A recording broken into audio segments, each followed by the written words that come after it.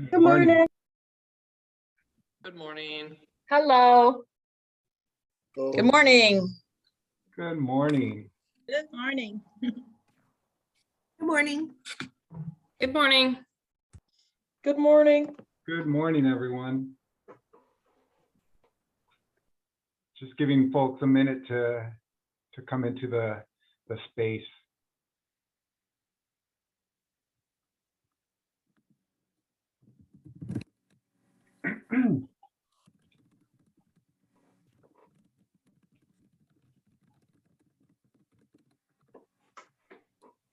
Wonderful. We've got a lot of folks here this morning.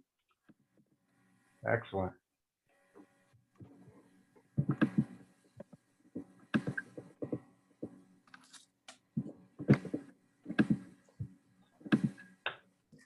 Edgar, can you see the PowerPoint? I can, thank you.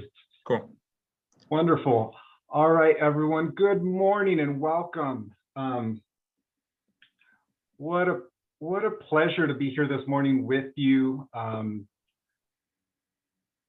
just thinking what a blessing this is to have you interested in BC funding and these strategies that we have put together. Just taking this slowly, as this is my first time doing this, just what a blessing it is to have you guys interested in this work and for the work that you do, this work of leading social justice, this work of solving homelessness. Very excited to have you here. So thank you for being here this morning. Thank you for your interest in building changes, and thank you for your interest in these strategies that Dimitri and I have put together. I'm sorry if everyone can mute your microphones. Thank you. All right, well, I will introduce myself. I am Edgar Longoria, Senior Manager of Grant Making and Capacity Building at Building Changes. I am responsible for the family strategy. I have been a social worker for about 12 years, started my work at Friends of Youth, working with young adults, Central American refugee youth, worked my way to work with families around homelessness and rapid rehousing. Also did some employment work, worked in supportive housing, and here I am at Building Changes working on systems change. So happy to be here. Dimitri and I will be sharing our strategies today and answering questions on the RSPs. And we have Betsy Moon also from Building Changes who will be helping us out with notes and taking questions. I also want to give a shout out to Lisa, our supervisor here at Building Changes, who enabled us and encouraged us to pursue these strategies, co-creating them with us. And also a shout out to organizations and people with lived experience who we consulted with in putting these strategies forth. I am coming to you from, I want to now acknowledge the land as well. I'm coming to you from the Stillaguamish, Coast Salish, and Snohomish area. I will pass it on to my co-star, Dimitri Grochi, talented, good looking, and passionate about his work in capacity building and building systems change. So Dimitri. Thanks, Edgar.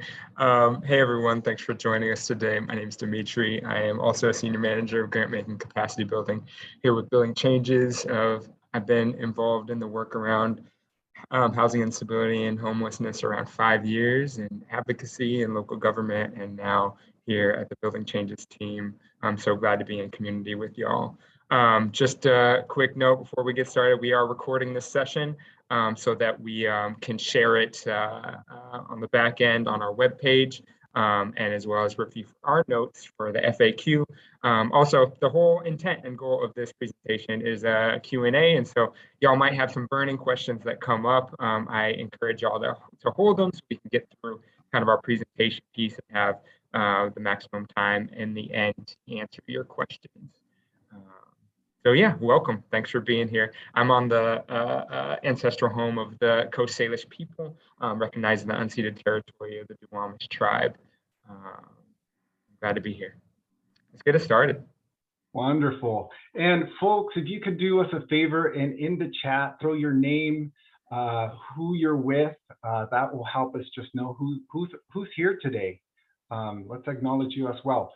We won't have time to do introductions for the whole group, but I do want to see who's here. So please say hello in the chat. Thank you. Thank you. Next slide, Dimitri. Awesome. For our agenda, we're going to talk a little bit about building changes, just introduce building changes, introduce our WOOF funding. Then we will move into our family strategy. I'll do a little bit of explaining or just sharing what our family strategy is and hopefully provide some insights. Then Dimitri will speak to the youth and young adult strategy, and then we will have about an hour or more for Q&A and discussion. So hopefully we'll get to answer some of your questions along the way, but if we don't, please have those and we will get to the Q&A discussion. So I wanted to give a quick note about who we are at Building Changes. Building Changes is a nonprofit organization that uses an interdisciplinary approach to make change at the systems and local level. We're able to fund and try out new strategies and services in partnership with y'all, conduct research about how those strategies work, and help to elevate and influence policy and advocate so that we can adopt these solutions and strategies at a greater level in our homeless response system. We do work in the housing homeless response world, education, and health systems. And all that work is grounded by racial equity. Acknowledging that many BIPOC communities experience disparities in outcomes throughout these systems. These disparities impact the well-being, health, and economic opportunity for families and youth and young adults in interconnected ways. And so our goal here with all of our work at Building Changes is to help our communities really be able to do the equitable work that they need to do in order for folks to thrive in their community. I'll pass it to you, Edgar. Awesome. Building Changes is racial equity statement. At BC, we seek to hold ourselves accountable for addressing racism and discrimination. Black, Indigenous, and other people of color disproportionately experience homelessness due to historical and systemic racism.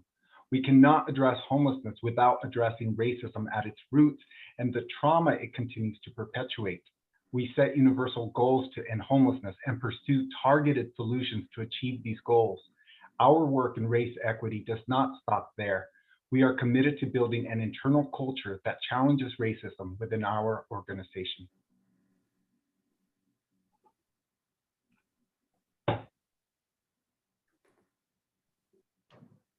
Thanks, Edgar.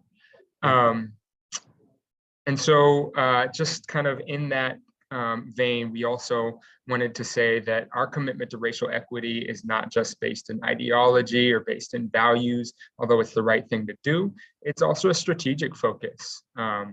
We won't go in depth because that's not our focus of today, but we did want to give some background on racial disproportionality with youth and young adults and families. So the chart on the left is from our education project focused on students experiencing homelessness. And with this data, we can see that students of color are overrepresented in student homelessness. I think this is reflective of the 2018-2019 school year, where 61% of students in our state experiencing homelessness are students of color. And so a vast overrepresentation when we actually think of what the proportion of students of color to the proportion of white students are. As a quick note, we use education data because we know two things about youth and young adult homelessness that relate to their background. So young people of color and young people in general are predisposed to finding their own solutions when they are experiencing homelessness. Sometimes that looks like doubling up and and so we think about, or we really try and highlight the McKinney-Vento definition of homelessness, which is inclusive of this experience of homelessness for youth and young adults. The second reason is that we also know that many young people, again, especially BIPOC and LGBTQ plus young peoples, and people with disabilities, young people with disabilities, choose not to access our homeless response system for many, many different reasons, in part because of the inequities that they experience when they interact with that we're hoping to change. And so that's why we look at this kind of school-based data as a best practice. The chart on the right is a similar reflection from our HUD's COC analysis tool that compares families experiencing homelessness with point-in-time counts and the total population from the American Community Survey from 2013 to 2017. Again, it shows that there's an overrepresentation of families of color experiencing homelessness.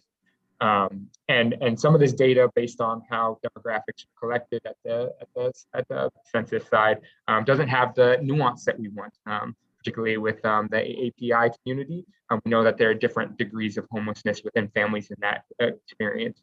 And also it doesn't really kind of shake out the experience of communities of color from Latinx communities in particular. But again, not the focus of today, but really grounding all of our strategies. And so our main takeaway is that we must shift our focus to those most impacted if we're going to disrupt how homelessness occurs and aims to prevent it. I think the final note that we'll talk a little bit more about is the way Building Changes looks at disrupting these inequities is through a targeted universalist framework. Targeted universalism is basically setting a strategy to accomplish universal goals by targeting groups that are situated differently because of their background, their culture, their geography, their access to power. So at Building Changes, we specifically apply this analysis in thinking about work that we're funding so that we can kind of from the bottom up change policy and practices and services to focus on those who are most deeply impacted, and also to make sure that we're funding organizations that are doing the most robust work and are the most trusted in communities, which we'll talk more about. We work to remove barriers as a partner in this work as a funder. So we want to be in partnership with you so that we're identifying the policies that are in place that are preventing you from doing that really targeted work. And then we push to align our systems so that we can meet people where they're at and they don't need to just come to the system, because we know that has a inequitable outcome too in the outcome. So we'll talk more about this when we get in depth with our strategies. Now we're going to pivot a little bit and actually talk about this really amazing opportunity we have called the Washington Youth and Family Fund. So the Washington Youth and Family Fund is a public-private partnership to fund nonprofits, tribes, social service providers, and agencies to provide housing-based services and financial assistance to youth and young adults and families experiencing homelessness and housing instability. To keep those are the two populations that we're thinking about, we're keeping in mind youth and young adults and families experiencing homelessness and housing instability. This chunk of money is administered by Building Changes. We have the privilege of doing that through a contract with the Washington Department of Commerce. And it's been around, it's had a long history since 2004. And it's funded over 115 different projects in 26 counties across the state. So that's 2/3 of the counties across the state.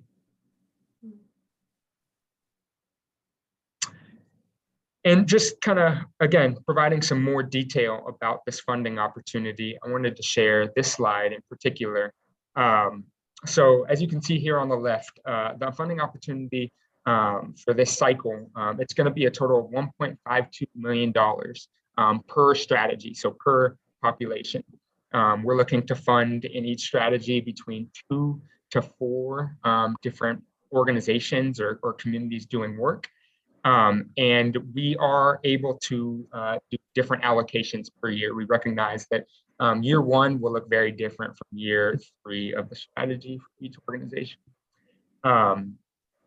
We are proud to do annual lump sum disbursement. So this is kind of as the opposite of reimbursement based. We really want to make sure that you have the resources up front to do the work you need to do in that year.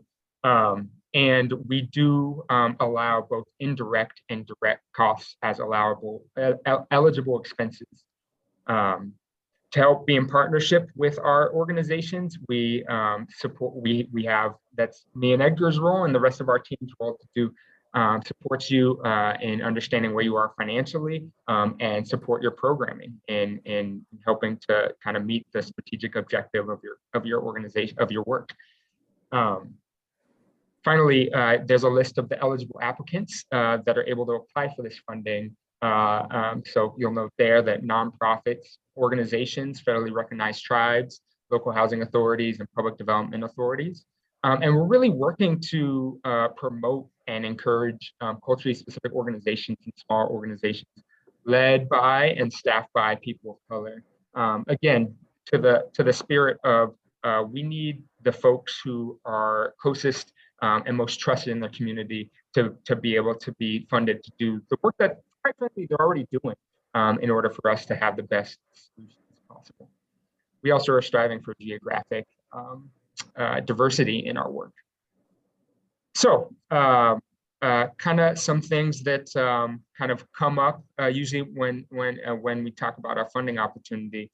So when we think about the resources that are available, we're thinking about both direct assistance and services for people, as well as operational costs that are allowable expenses. So that means staff training, travel, equipment, supplies, and then those other kind of large indirect costs that we think about to run an organization and a program. So human resources, executive staff, finance folks and finance resources, resources for people doing fund development, insurance, occupancy costs. All of these are allowable within the Washington Youth and Family Fund. So keep that in mind as we move to our Q&A portion. I also want to note that folks who do decide to submit an application, please note that there is a template budget attachment form for you to fill out. So that just helps organize how you plan to budget your dollars and helps us review your project. And finally, as we transition over to our next piece of the conversation, I want to mention that me and Edgar developed these strategies in community with folks, so stakeholders doing this work and people with lived expertise actually living and engaging with our systems. And we did that, or we kind of developed our strategy talking with them and with some core kind of guiding principles in mind that we really want to elevate at building changes in our work. The three that I really want to highlight are structural change, targeted universalism, and transformation partnerships. So when we think about structural change, I want to note that WOOF is a service-focused funding stream, but we also know that we can help leverage strategies to have large-scale impact by modeling how services can be offered. And so, again, as we were developing these strategies, we were thinking about not just helping people getting what they need and reducing barriers, but actually modeling and creating new systems so that those kind of things can happen more easily. Second note on targeted universalism, the eligible folks I'd mentioned for our strategies are youth and young adults, and then families. However, we're also looking to really support and address some racial equity gaps that exist. And that goes with this targeting the universalist idea that I mentioned earlier. Targeting strategies toward communities and groups where the deepest inequities lie, as I mentioned, because these are the indicators of the policies, practices, and interventions that are impacted by systemic bias. One example I like to think about when I think about targeted universalism is the GI Bill. You know, the GI Bill way back when acknowledged that there was going to be a whole force of people coming back into our country who had essentially been displaced from career paths and opportunity that you know, they thought they were kind of entitled to. So the GI Bill helped to kind of bridge that gap and help really those vets come back and transition and build wealth.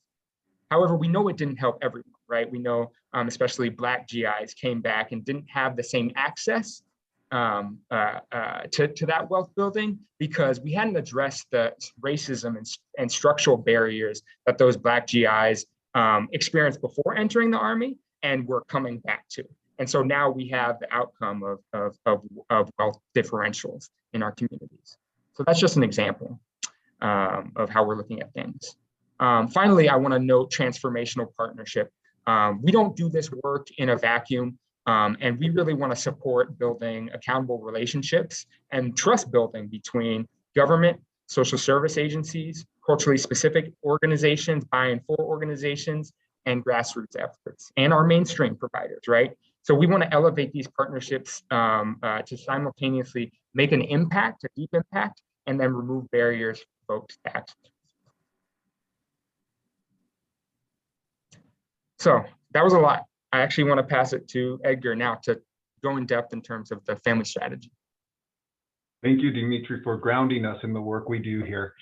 I am so ecstatic to share with you the family strategy. Again, we created these strategies in partnership with people with lived experience, organizational leaders, and in talking with people and figuring out what it is that we need to do to move forward. Where are the gaps? What would be useful? And so this strategy, this family strategy that you have seen, it has two components. One is around housing, being flexible with our funding, and the second component is healing. This strategy is grounded in a racial equity focus.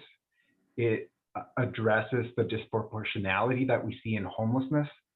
Again, targeted universalism. We are being very specific who we're trying to serve, and looking to partner with culturally specific orgs serving BIPOC. We are highly encouraging organizations and tribes with a strong interest in resolving and ending homelessness for families to participate and to seek these funds to move this work forward. Next slide.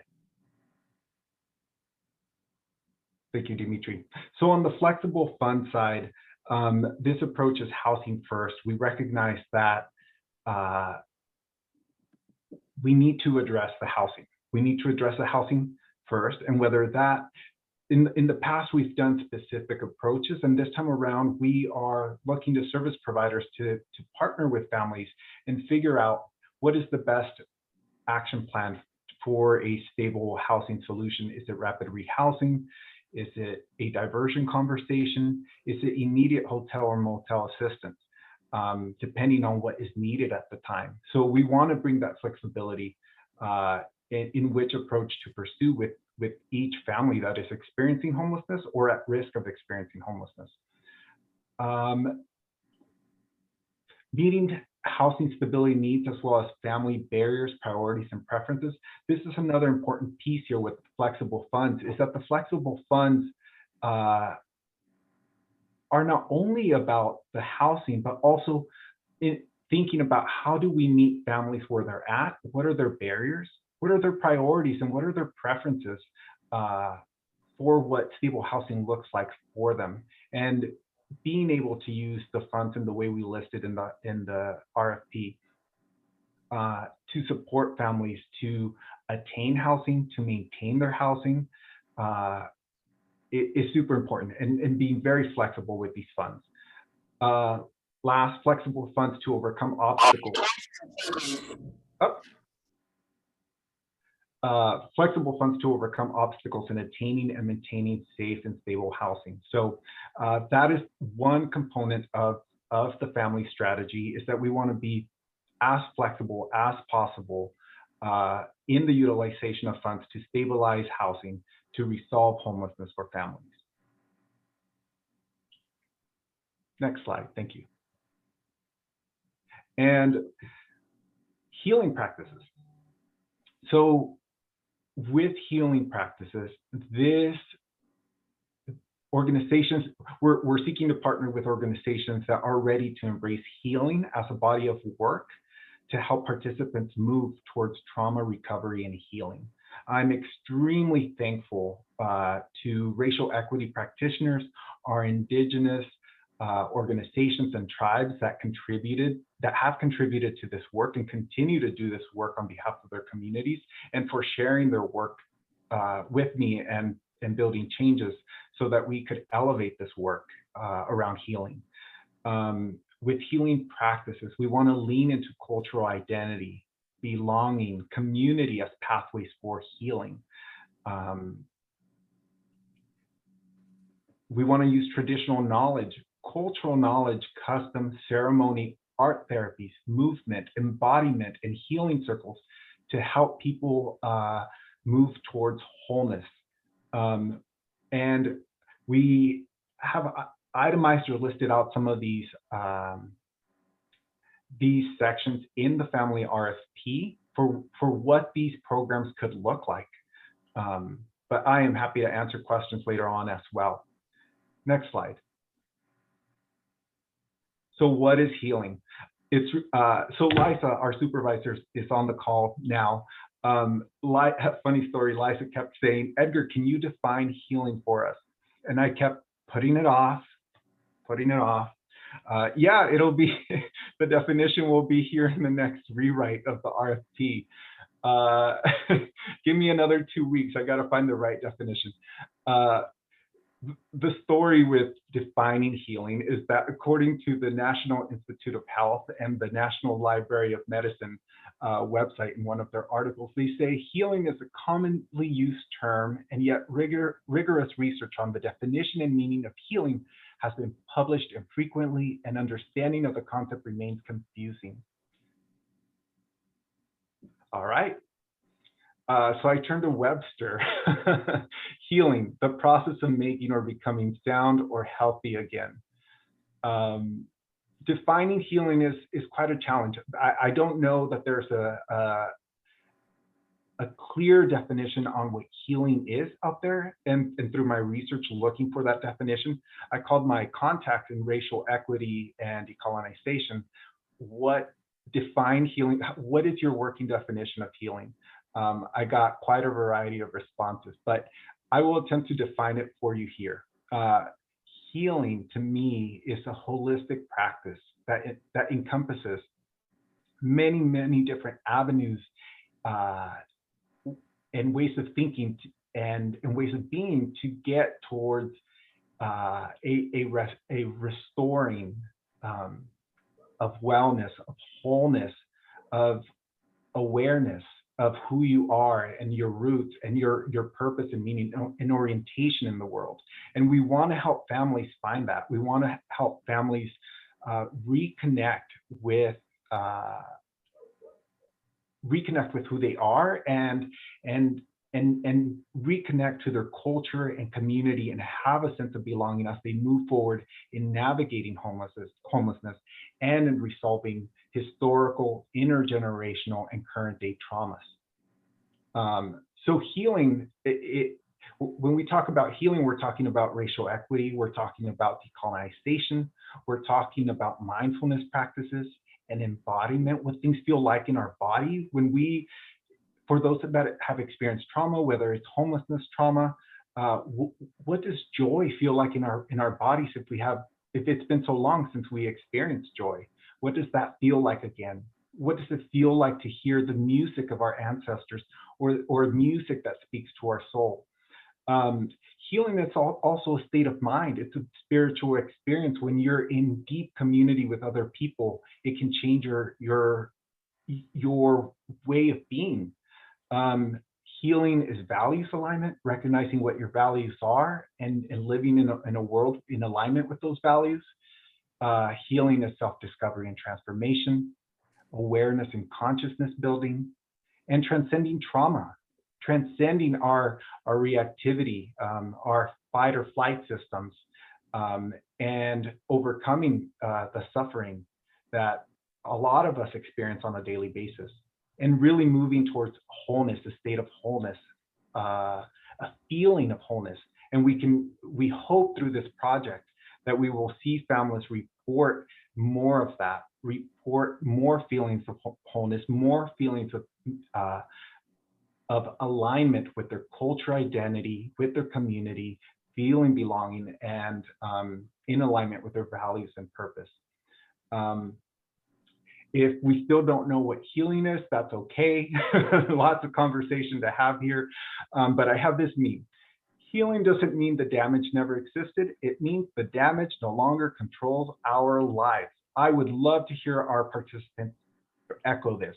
Healing doesn't mean the damage never existed. It means the damage no longer controls our lives. Whether you've experienced homelessness or another type of trauma, it no longer controls our lives, and we're building towards stability and wholeness. All right, next slide. And that's it for the family strategy. I'll be happy to answer questions in the next section. Dimitri, take it away. Thanks, Edgar. Beautiful quote. It's really powerful. Take a few moments to talk about the youth and young adult strategy and its origin and the focus. So I'd mentioned we did a strategy development committee talking with stakeholders and young people to help really articulate what are the major barriers that young people are experiencing when they're experiencing homelessness alone, so unaccompanied.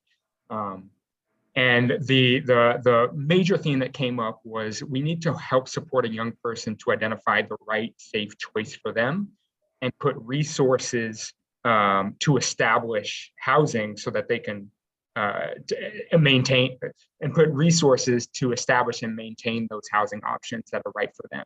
And by resources, we mean everything under the sun: flexible assistance, housing and legal aid, and building out a network of support so that they can transition into a space.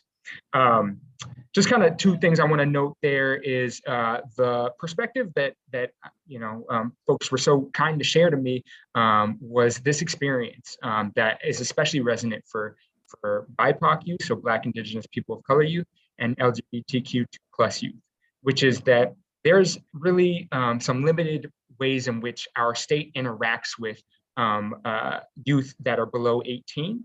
And then based on what is available for them, the experience of homelessness then can carry over into their young adulthood.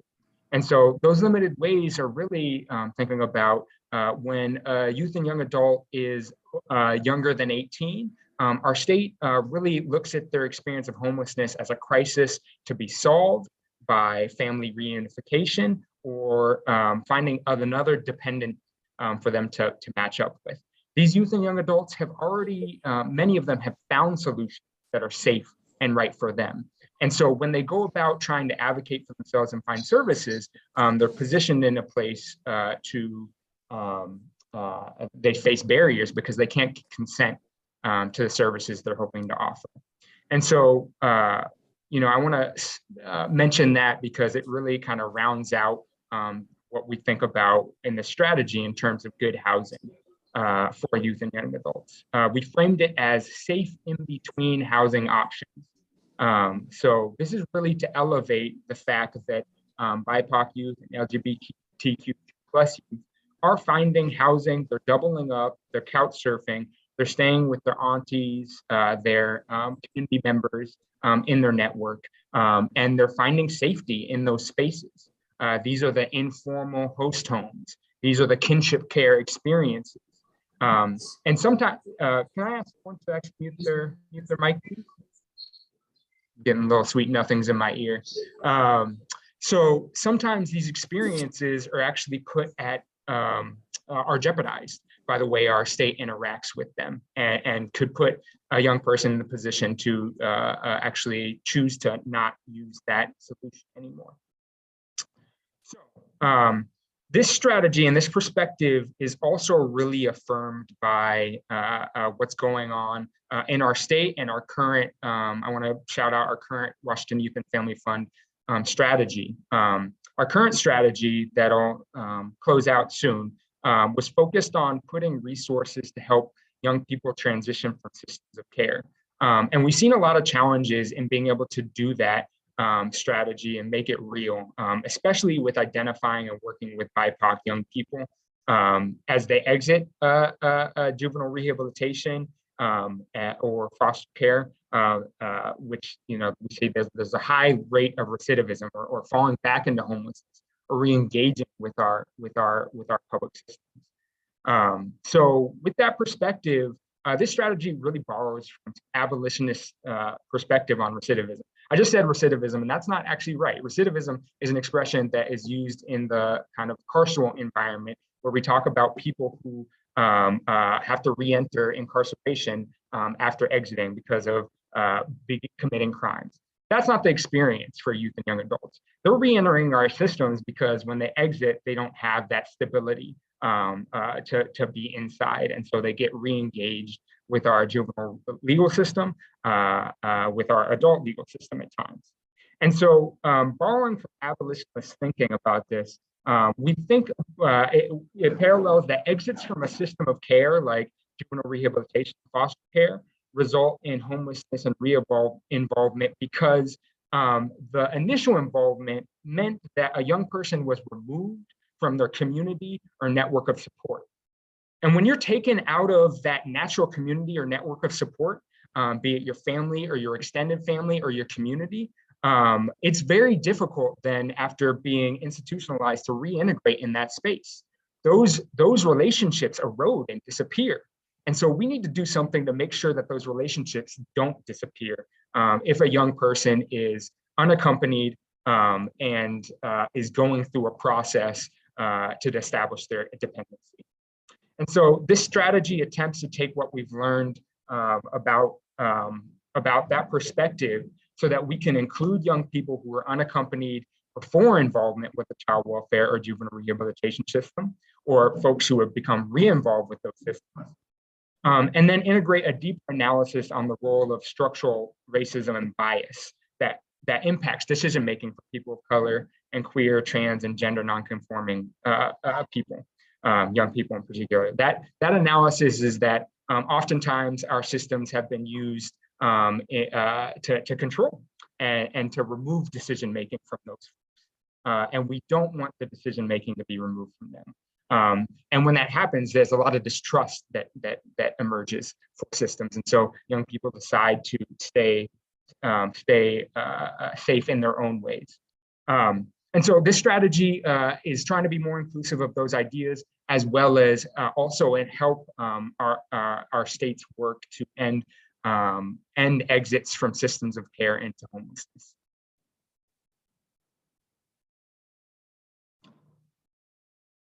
I want to give a quick overview of the strategic outcomes that are laid out very clearly in the RFP. They're based on these. At the very core of that, as I mentioned, is youth choice. We want to center youth choice for the reasons that I've mentioned, that also often our systems look to remove that youth choice. And especially when we're thinking about young people who are transitioning to adulthood. So from that 16 to 21 age range, independence is on their way. So let's support them in building out that independence. Some of the really tangible things that we can do to support young people are applying flexible assistance and diversion principles.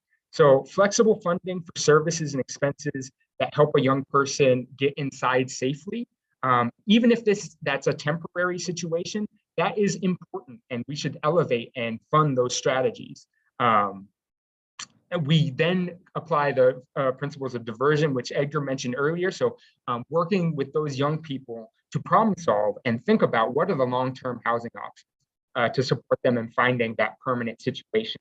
So hopefully it transitions as they transition from a youth into a young adult age.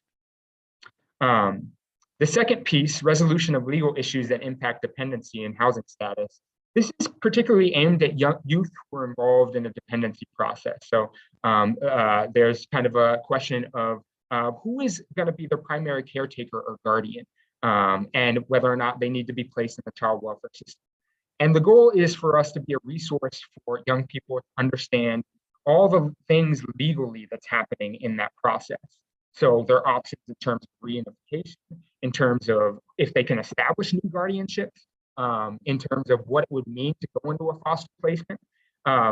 And as a support system, then we can help talk through their options and what that means for them for their short-term housing and their long-term housing. So, this is the advocacy on their behalf. It's helping them connect the dots to gather the important documents so that they can, especially youth, can represent themselves and articulate themselves and saying what's right for them in their next housing situation, and helping them in that space. Finally, again, thinking about that wonderful quote that Edgar left for us. So harm does not just exist in one point in some person's life. Harm and healing from it is something that has a long-term impact. As young people, we all emerge through crisis and challenge and trauma, essentially. And we know that BIPOC and LGBTQ+ young people are experiencing this compounded, right?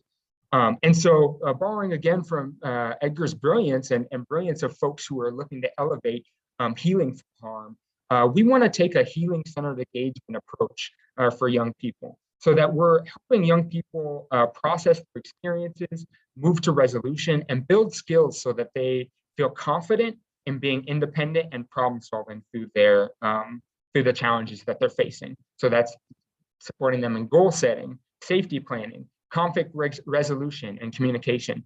And just a shout out to my predecessor, Clarissa Montero. She is a brilliant speaker on this piece and talks about how young people, when you're housed, we have the privilege of getting that support in our community.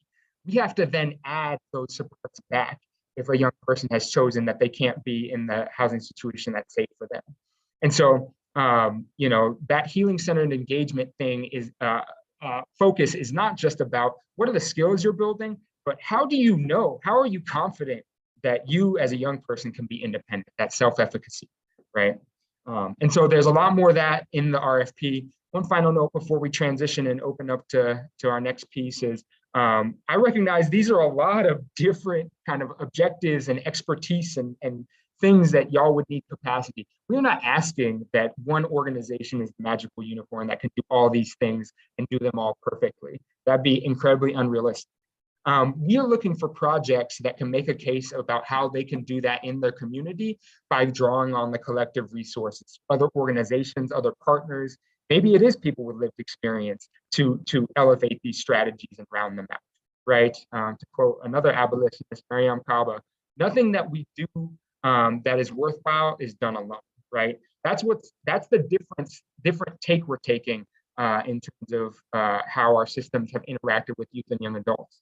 We're not saying that one system needs to be responsible for one of these elements. We're saying that youth and young adults need a support network to support them across the systems. Turn it back over to you, Edgar. Awesome. All right, so we're going to get into some specifics about the application. Recognizing time, I'm going to try to speed through this a little bit. So all applications are due on Monday, May 2nd.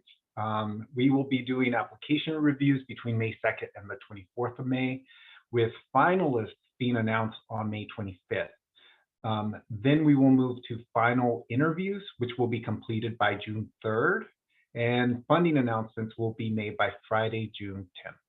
So the month of May and first week of June will be an exciting time. And thank you in advance for all the organizations that submit applications. The review and selection process, just a little insight there. Application reviews, we will have 2 committees between the youth strategy and the family strategy, engaging about 10 to 12 community stakeholders that are not in the application pool, with experience in youth work, family work, homelessness, racial equity, and healing. Each application will receive multiple reviews. Multiple reviewers will score them, and these scores will be weighted based on the different sections that we noted in the RFPs.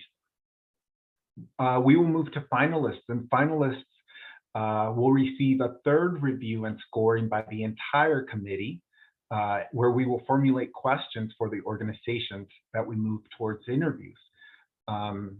And their selections will be made for interviews. When we meet with the interview teams, we're hoping to meet with leadership and key staff and ask them other questions that were formulated during the review and finalist stages.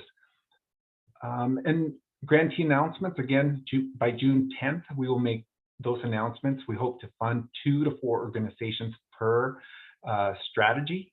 1.52 million in funding is available per strategy, and we will begin a 3-year fiscal and capacity building supported partnership. This is a transformational partnership because we really do work to support the organization in moving this work forward, and really, if it's a newer organization, to really build the capacity and build roots. If it's a more established organization doing new work, to move this work forward. All right, next slide. Go for it, Dimitri. Yeah, I think from here, we will open it up for y'all for joining us, for coming on off mute to ask a question, or you could put questions in the chat. If we start to get a ton of questions, we might ask that folks use the raise hand function so we can get people in priority. Whatever we don't cover here, again, we'll try and record. So we'll try and get that in the FAQ as well. We'll be posting this recording online as well. Will we also post the PowerPoint separately? We can also post that Awesome. PowerPoint because it's Thank so you. beautiful. All right, we'll start with Tristan.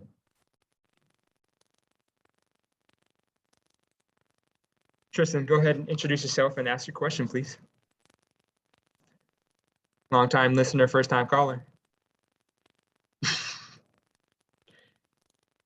We can't hear you. If you're on a mobile device, a quick hack is press *6 to unmute.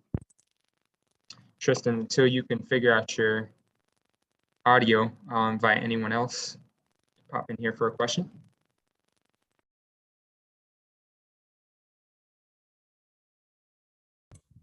So this is Ronita Boat with Caring with Compassion Community. I have a question. So I'm in Pierce County, an unincorporated Pierce County, in a rural area where definitely need some resources and development. So are you guys targeting the rural areas that have, well, I'm a newly established organization as well, and with lived experience in buying for BIPOC-led organizations. So, and looking to impact change in this area, in the Graham area. So are you guys targeting the rural areas as well? That's a great question. Thank you, Anita, for your work and for that question. Yes, we do consider geographic diversity in our review process. And so we know that resources are especially hard to get to in some areas of our state. And so please work to indicate that in the appropriate areas in your application narrative responses. And that will be taken into consideration by our review committee. Awesome, Dimitri. We have quite a few questions coming in on the chat, so I will try to answer a few of them, knock those out of the way. Should orgs only apply for one strategy? Not necessarily. If you guys are interested in doing both strategies, absolutely, you may apply for both. Second question, I want to get a better sense of scope and scale. You said that you were looking for 2 to 4 proposals for family focus and 2 to 4 proposals for youth and young adults with that 1.5 million. Is that one? So it's 1.5 million total to be shared between 2 to 4 organizations per strategy. So 1.5 is the total that will be split amongst the grantees that are awarded in June. And then regarding the family strategy, should our request support both housing and healing, or is a request to support one or the other permissible? Funds for either housing or healing. Ideally, the answer to this is, ideally, it should support both housing and healing. However, there are many ways to go about this. Organizations can partner with an organization that does healing. If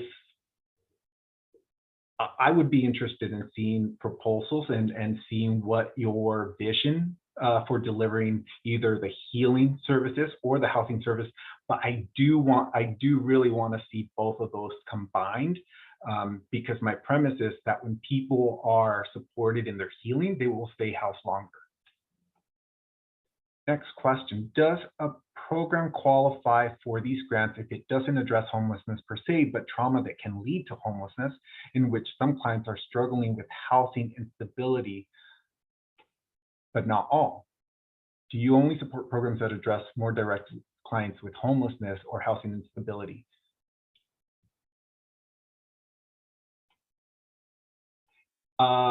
Yes, we want to invite organizations that don't already do work in the homelessness space to support people experiencing homelessness. I think at Building Changes, the work we do really comes from an intersection of housing, education, and health, and other areas. So if you're an organization that doesn't necessarily do homelessness work now, but does do trauma work, this funding is also for you. Dimitri, do you want to take some of these? Yeah. Let's see. And yeah, folks, if at all possible, just because we have a lot of chats coming in, it'd be easier for you to come off mute, please do that. So I think I have a question here. Did you get Andrea Hickson's question? I don't think so. I left off with Carol Ryan from Attained Housing. Is there a minimum funding request? Okay, a minimum funding request. There is not a minimum funding request.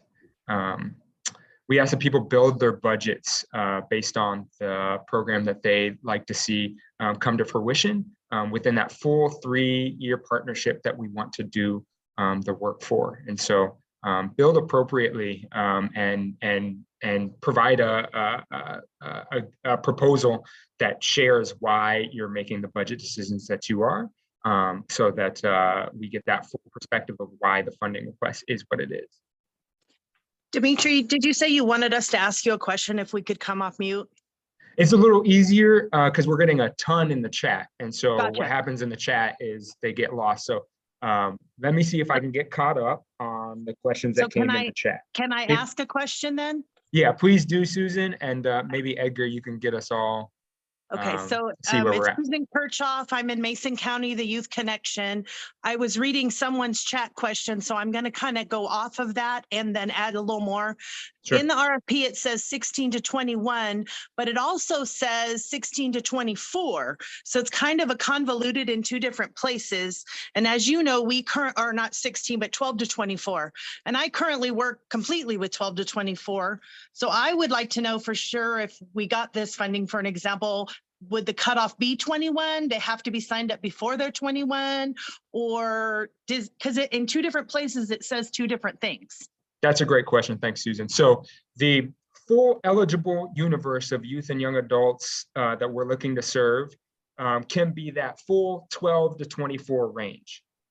However, the strategy, and if you get really thoughtful, like take a look at what the barriers and the challenges we're looking to overcome with the strategy, really is grounded in this experience of those youth and young adults that are transitioning into their adult age. And so, you know, it might seem, well, I would say that's where that 16 to 21 kind of age range comes from as a target population focus, a focused population. It doesn't mean that you're going to be disqualified or ineligible if you are within that full 12 to 24 range.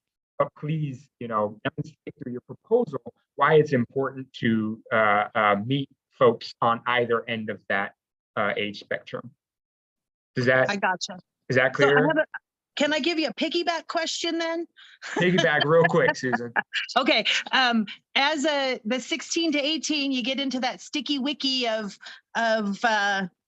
emancipation and requirements, and is Building Change prepared and willing to help us navigate a lot of that on how to move forward on that ages and that singularity? You know what I mean? That's just that's a tricky age. It is. I'm gonna see you later, Susan. But Building Changes, we want to be a partner, right? The thought of this strategy is really thinking about that sticky age, and so demonstrate how we, how your organization can be supportive and how we can support you in that. That's what I'll say. All right. So Thank you. thank you. So we have a lot of questions in the chat, and what I'm thinking is that we will prioritize folks with questions here, and those questions in the chat, if we don't get through all of them, we will make sure to answer them in the FAQ. But let's go ahead and just be in discussion since we are here in person. I'm not sure if the next person is Kathy, Ronita. One of you might be next, and then followed by Lizzie. I think Ronita was before me. Go ahead, Ronita. Yeah, this is Ronita. So I'm in a rural area, so I am just starting our organization. What does the capacity building look like and the support look like for those smaller organizations that we see the need, we're, wanting to help in our community? And by the way, we are a FCS provider doing supportive housing and employment in this area, but the capacity building is kind of where we are right now, but we're seeing a need in how does that support look like, or what are some examples of how that would look for smaller agencies in more rural areas? I'm happy to jump in. That's a wonderful question, Renita. Our role, me and Edgar's role, are capacity builders, and then we're supported by a whole team of folks that think about research and evaluation and advocacy, so systems change. And so the infrastructure that we have in place is once we start these strategies with our new partners, we'll have kind of a learning community to hear what are some of the challenges that you're facing, so that we can make sure that we are going around and supporting you, engaging with your local partners or local government to make sure that you can implement the work that you need to do to implement, as well as helping to add research and evaluation support so that you can demonstrate the impact that you're making. So that's a little snapshot of it. It's a body of work that I think is a work in progress, because that is community work, right? So we really can't have that unless there's trust, good communication, and consistent infrastructure to do that capacity building. And so again, that is the work that Edgar and I try and kind of cultivate and nurture with our grantees, because being the focus of our work. Okay. Maybe I'll hold, yeah. Just one thing to add to that, like with the housing piece, because that's big for everybody. Housing affordability in the more rural areas, they have a lot of land out here, houses that need to be could be converted and renovated and stuff. So can some of those funds be used towards that, like to help with maybe building or renovating some houses on some land and things like that, that's out in the more rural areas that can support the housing needs of the individuals that's out in this area? That's a great question. We cannot put these dollars towards those more capital costs for housing for people. It's really supposed to be housing-based services and assistance for folks to get in and stay in housing. Okay, that makes sense. Thank you. All right, we'll move on to the next question. Kathy? Hi there, I'm Kathy Hogan, grant writer at Wellspring. In this question, I may have answered it myself, but I went ahead and looked at the application because I'm getting hung up on metrics and, because that first part of your application has a 90% score. I'm looking at housing and healing for families. And so when you get down to the project goals, number of families, those kind of metrics, especially in the area of healing. I mean, is this is this a separated way of reporting? Like, I don't know, 300 families served through housing, 50 families served through healing. We have a behavioral health component to our program. So I just always want to know, what is expected and how the scoring is balanced as far as, striving to serve as many families as possible, yet sometimes in the healing area, not as many families are willing to engage. What kind of caveats are there within that? If I'm understanding your question about this pull between serving as many families as we can and then focusing and doing a really great job around healing programming. I think for of course, both are important. We want to see that people have been housed and that that have exited to stable permanent housing. We want to see that. In terms of I don't know that we have. I think this is a developing conversation that we would have when we get to that stage. In terms of measuring healing, it's really going to be through surveys and hearing from the participants if your program was helpful. Was your program helpful? And did they attend? Did they walk away with something? Those are the kind of things that would indicate that you had a successful healing program. There was attendance. Family participants reported that it was helpful. It's pretty, to me, it's pretty simple at that level. And in terms of like housing outcomes, we want to hit a reasonable target. And I think that would be up for discussion as to what would be a reasonable target to hit for your organization, given the funds. Okay, thank you. I can be too literal sometimes, so I appreciate that. No problem. I hope I answered it.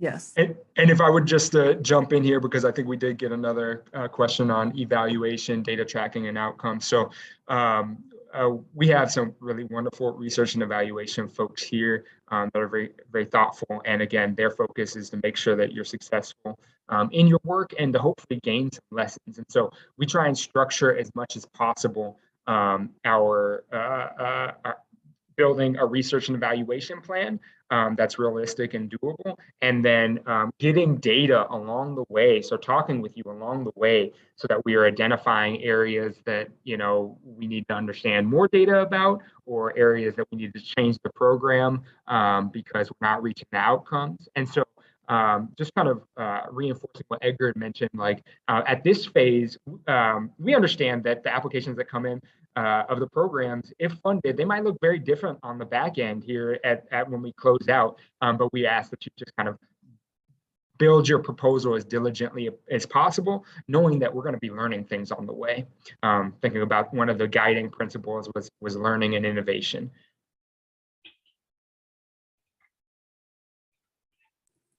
Thank you. Yeah. I got another. Yeah, go ahead. Oh, I was going to pass it on to Lissy since she's been waiting for a minute here. Please do.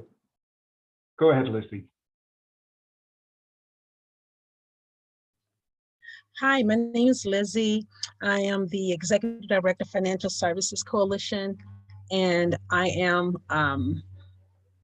really interested in your educational piece, how to bridge the gap between the homeless youth that may be interested in higher education, getting them in that mindset to and preparing them for higher education is what we do. And we have a relationship with Seattle Central College. A lot of those students are coming back to our nonprofit in the role as interns. So they're learning valuable real world experience on the job in our back office, which we support fiscal clients. So they learn accounting, taxation, depending on what field they're in, marketing. And then we also work with Princeton Review and have had a history of success of getting underserved communities and kids into college, as well as educating their parents about the financial option. So I'm very interested in seeing how we can apply this, if we can, in this grant proposal for the homeless youth, and adding some of those services to your, I just looked at your Ascend Building Changes website. Wonderful, Sir. Lizzie. Oh, thank you for that work. That I think reflects kind of that final kind of strategic objective. What are the, if you're an organization that you're already engaging with young people on meaningful skill development, and if that means like post-secondary school, college, whatever it may be, how are you supporting them so that they can do what they need to do in class, and then they have their other kind of needs met so that they have that kind of stability at home so that they can be successful. And I know you'd mentioned young people experiencing homelessness already. That's great. I think that the key would be to think about specifically that experience. So the fact that they are not with a family or caretaker or stably housed with them, and that they're independent and unaccompanied, inclusive of if they're couch surfing or doubled up, that qualifies, but really looking to help elevate those young people in those situations, because we know they can't be successful in school unless they are stable in those situations. Thank you. Thank you.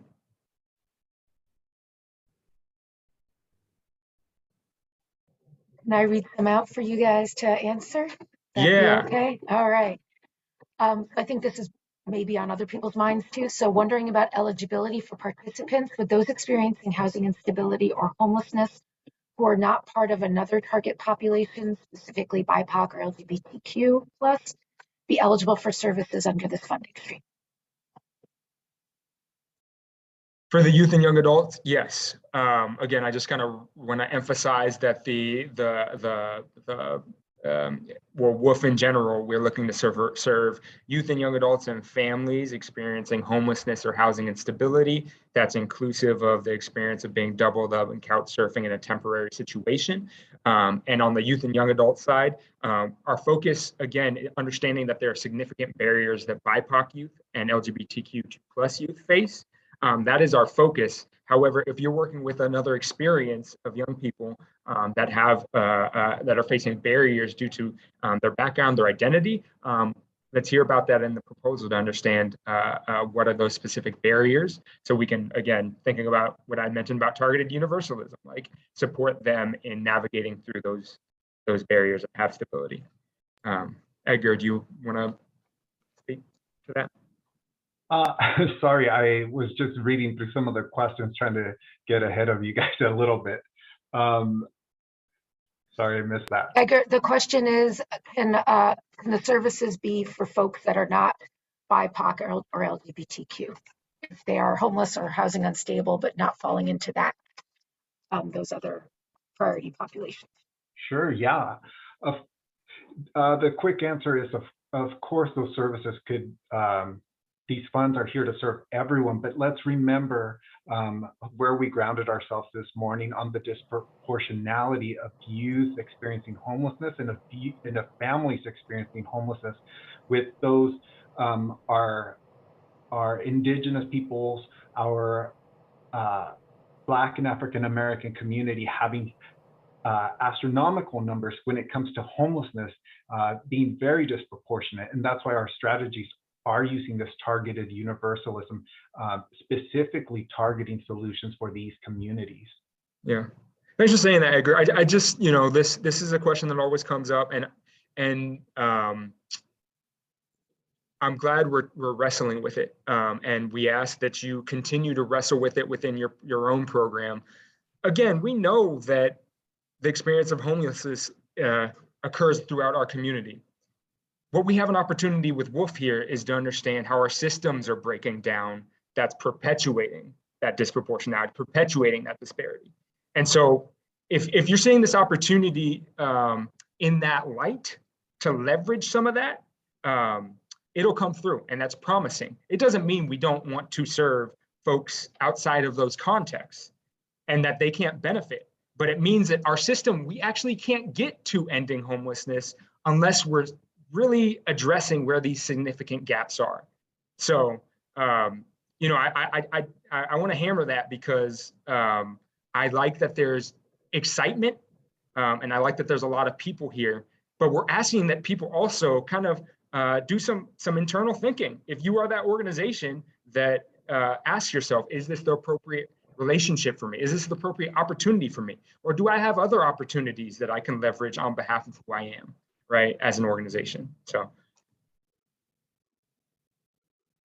Great. I'm going to pick another one from the chat list. Oh, no, let's go to Mateo, sorry. Mateo Hernandez. Hi, everyone. My name is Mateo Hernandez. I'm with the Communities of Color Coalition up in Snohomish County. It's good to see you, Dimitri and Edgar. A quick question. So I know one thing that y'all emphasized as well was like leveraging our collective partnerships and resources and whatnot. And so I'm wondering if it's a multi-part question. If we can have multiple organizations and partners on one application, if we're looking to do something collaboratively. Also, do we have to identify all potential like partners and like subcontractors, et cetera, in advance to submitting the application, or is that something that we kind of have the flexibility to do moving forward? I want to respond to this one because this thrills me. Just the idea of having a collaborative approach to one application. Yes, you may, and please do. The second part of the question, whether all partners need to be identified at the time of the application. As much as possible, it would be really helpful in strengthening your application, knowing that the partners have been identified.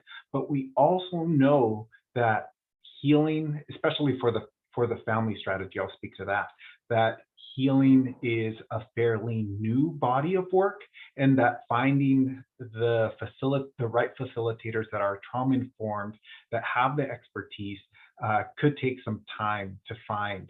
So please do submit your application with multiple partners in one, and if not all partners have been identified, at least describing what we know there will be time afterwards to do that, but identifying the specific work that this organization that you're looking for will be doing. Wonderful, thank you. And then my last question is just to clarify about the overall total. I know you said it's 1.5 total for 2 to 4 orgs per strategy, and that 1.5 is over a course of 3 years, correct? Correct. Wonderful.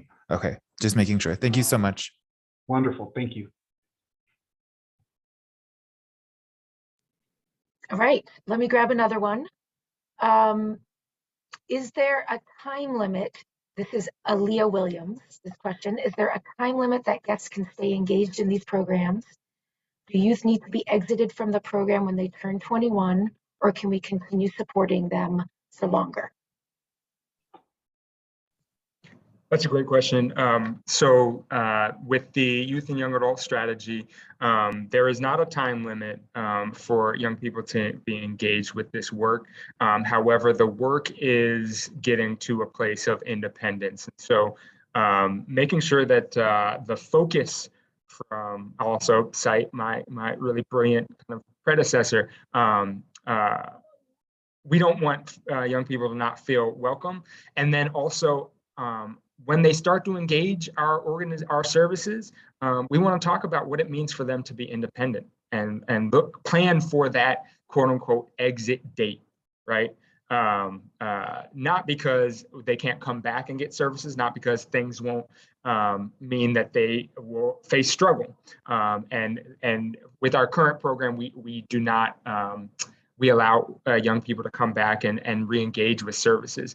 But the focus really should be on elevating those diversion principles to ask them, what does it look like for you to have stability?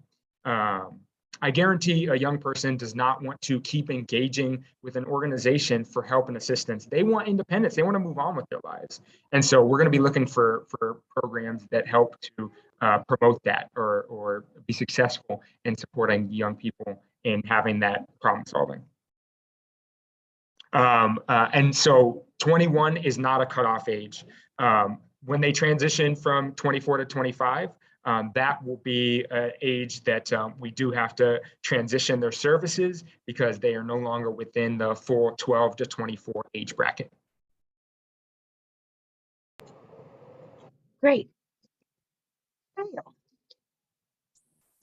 Hi, thank you. Kyle, he is solid ground.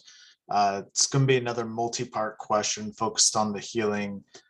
Should it be specialized staff for the healing? And I know we can hire contract people. Would there be any recommendations for who to do that with? Yeah, for the healing pieces, racial equity consultants, healing practitioners, folks experienced in trained in facilitation, folks who do behavioral health work or mental health work, and cultural leaders. These are the people that we want to see facilitating this work. If they have cross intersections of these, that's wonderful. In the RFP, we say where organizations that already have behavioral health or mental health staff, of course, bring them into the collaboration so that they may share their expertise. But knowing that this is not Western talk therapy, but rather it's cultural healing, bringing in movement, bringing in ceremony, story, and healing circles. So in answering the question, yeah, these are the people who should be leading this work. If you have staff that are very driven towards anti-racism, decolonization, but don't have the expertise, they would be a key player to help develop this work as well. Awesome. And I get the sense it's fine if we're applying for something in this field for like the first time. I'm sorry, say that again? Like are you looking for people who have piloted a program like this before? No, not necessarily.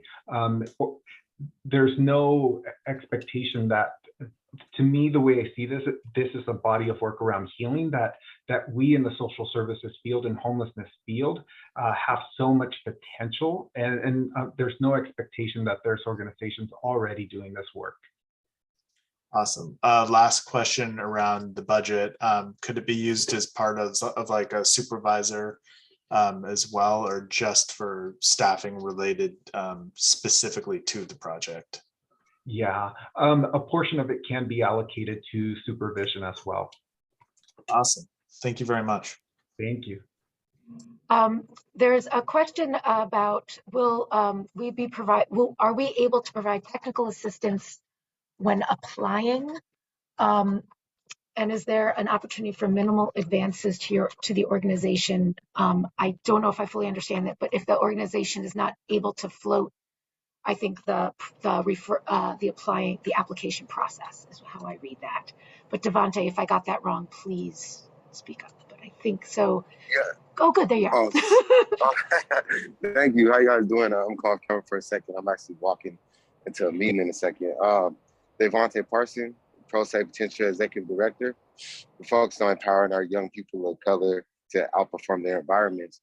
And so what I meant by that question is I wanted to know, one is like, will there be technical assistance available for this application to go through this? Because we are a fairly new program, and I'm just now getting to the processes of grant writing and going for these RFPs. So assistance would be good if there was a possibility that was an option. Thank you, Devontae. I appreciate that perspective. I think at this point, the capacity of our team to support organizations in applying is limited. We have these FAQs. We have definitely the ability for you to engage with Edgar and I to ask questions. And then, we try to be very clear in the application based on the narrative, what we're looking for the questions. And so I encourage you to take a stab as soon as you can. if you can find community partners that might be able to help provide capacity and benefit from the work that you're doing, to also do that with you and go through the application narrative. As things emerge to you, questions emerge to you, to the extent that Edgar and I are available and it's possible before the due date. And this is, this is true. Questions can be aimed for everyone to Edgar and I. The extent that we can answer them and that's fair, we will try to do so. But that is kind of the breadth of it at this point. Okay, thank you. And then the follow-up question on that was, I was asking if there's a way that, because since we are a fairly new organization, I know there was still reimbursement. I wanted to know if there was a way that you're like a minimal advancement, like something to be able to start the programming, like even at the beginning stages until reimbursement can happen. Yep. So that's a great question. We are not reimbursement based, and so we'll have an intentional kind of program design period before we expect implementation to go on, and that'll be unique for each organization depending on who you are, how you're ready to engage. And so as soon as contracts are signed with the organizations we're granting with, we'll be looking to transfer funding over so that y'all can have the capacity to do the work that you need to do. Thank you. I appreciate it. Appreciate you. All right, I'm going to ask another one from chat. I think this might be on some people's minds also. This question was specific to King County, but I think it could go for any county. And now I'm trying to find it. I am sorry. Technical difficulties. It was about referrals. Here we go. Tristan Morrissey, this was Tristan's question that they were trying to answer or ask. Was wondering if an organization needs to be working on getting referrals from their regional coordinated entry process, is how I read this. This is specifically regarding the housing needs for both grants. So Tristan, if I did not do that question justice, please speak up. But I think it's really, how do we coordinate? Do we have to with coordinated entry is how I read this question. So I'm glad this question was asked. In the application material, we do ask that folks indicate if they're currently engaging or involved with coordinated entry. It is not a requirement for Washington Youth and Family Fund to be engaged with coordinated entry. I'll speak for the youth and young adult strategy specifically. We know that coordinated entries traditionally have not been welcoming, useful, and proactive to elevating the experience of unaccompanied youth and young adults. And so we have an opportunity to push them to be more, to engage with that community. And so, it would be promising if that is part of the vision, it'd be promising to hear that, but it is not a requirement. I'll pass it to Edgar for the family strategy. Yeah, not much more to add on what you shared, Dimitri. It's not a requirement, but I mean, I'm just going to pass on this question. Liza, I don't know if you have more to add on this. I know we've had discussions on this. Yeah, we worked really hard on the RFPs to thread a little bit of a needle, which might be what Tristan's referring to here. So we recognize that coordinated entry is well, I'll say I recognize that, I'll just speak for myself. I recognize that coordinated entry is a necessary but not very functional process in many communities. So we will work with whoever the grantees are to figure out what their relationship with coordinated entry is. So it is not a prerequisite, but it is really part of the work in progress, which frankly, all of our grants are works in progress, because I'm pretty sure Edgar and Dimitri hit this hard, but just so I hit it too, all of our grants are learning opportunities for us and for hopefully the systems and systems at large. So this one will be so as well.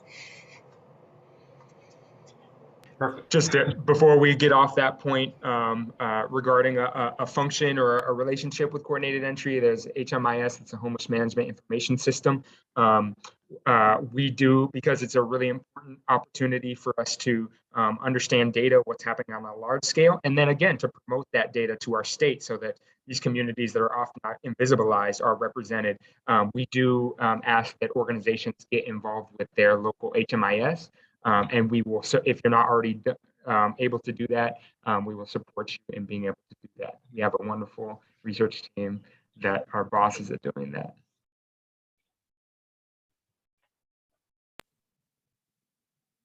All right, do we have time for one more question? I have a definition question I could throw your way, Edgar. Go for it. Okay, Dr. Douglas Jarvie asks, when you say family, are you talking about families with children in the age range, or are we talking about the head of household being under 24?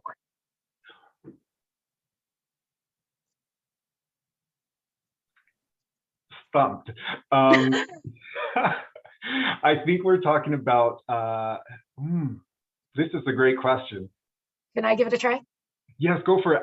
I want to say what I've seen in the statute is families with children under 18, but yes, I see where this is going. Go for it, Liza. Yeah, so it is our definition of, though family can be defined many ways, our definition, so I don't know if we were clear about this either, this money comes through the Department of Commerce. It's an allocation we get from the state of Washington. We advocate for it every 2 years. And within statute, family does mean living with children under 18, having children as dependents. That does not mean they have to live with children 100% of the time. We may have a family where the child's with a parent 50% of the time, or some such like that. But it does mean a dependent child or pregnant. They could be pregnant or parenting, but that is for the family side of the project, of the grant, not the youth and young adult side.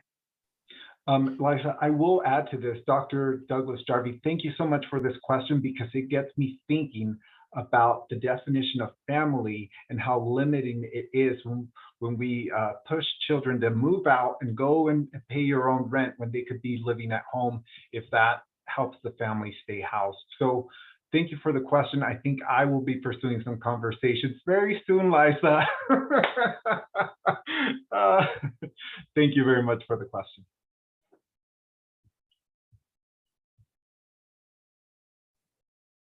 We are almost at time. Maybe I can have Emily ask her last question, and then we can figure out what we need to do next.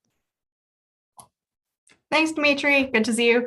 I have one question, which is around whether there's preference or priority around funding kind of new and innovative work or existing programs.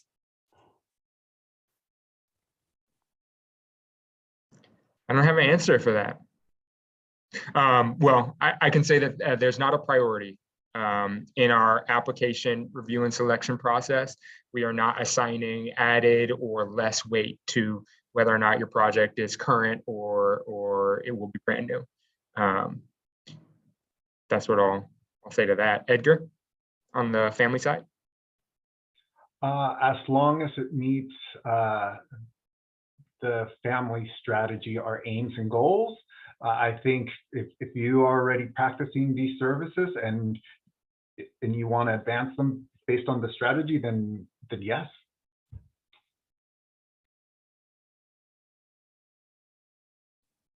All right.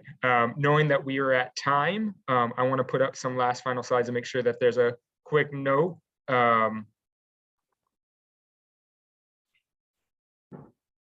Focusing my screen. So again, this recording will be made available as well as the FAQ page on the week of, I think this is next week, or April 4th.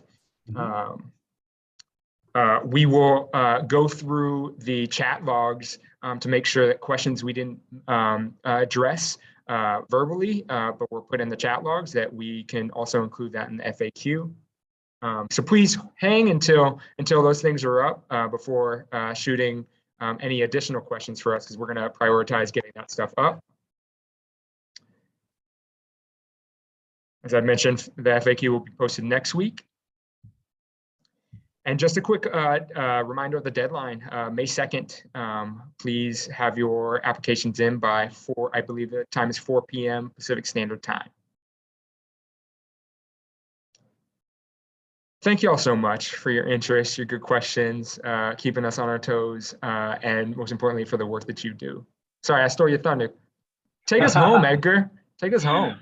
I am the bookend of this. So I just want to give a heartfelt thank you to everyone for being here today, for bringing your thoughtful questions, for your interest in this funding, for your interest in this work, and for your interest in partnership with Building Changes.